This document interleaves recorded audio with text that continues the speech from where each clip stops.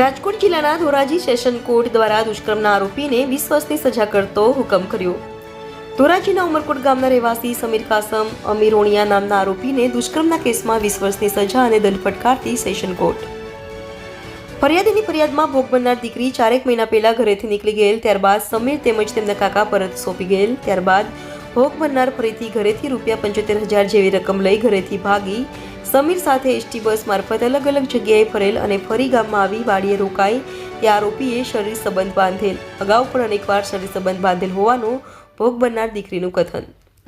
Dhoraji session court દ્વારા બંને વકીલોને દલીલની સાંભળી સેશન જજ અલી હુસેન મોહિબુલ્લા શેખ દ્વારા આરોપીને ભારતીય કલમ 376.2 અને પોક્સો એક્ટ મુજબ તકસીરવાન ઠરાવી આરોપીને 20 વર્ષની સજા અને દંડ ફટકારેલ।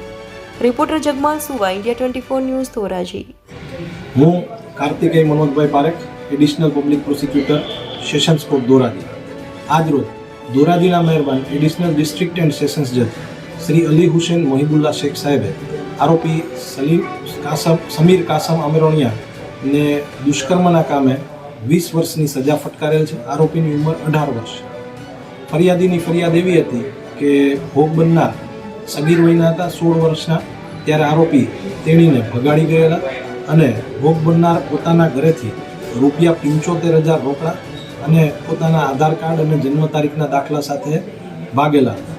ત્યારબાદ જુદી જુદી જગ્યાએ તેને લઈ ગયેલ અને પોલીસ ફરિયાદ થતાં આરોપી અને ભોગ બનનાર સાથે હાજર થયેલા। આ સમયગાળા દરમિયાન ભોગ બનનાર સાથે આરોપીએ શરીર સંબંધ બાંધેલ।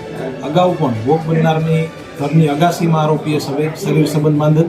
આ તમામ સંજોગોને ધ્યાને લઈ અને આરોપીને તકસીરવાન ઠરાવી 20 વર્ષની સજા અને ₹5,000 દંડ ફટકાર્યો।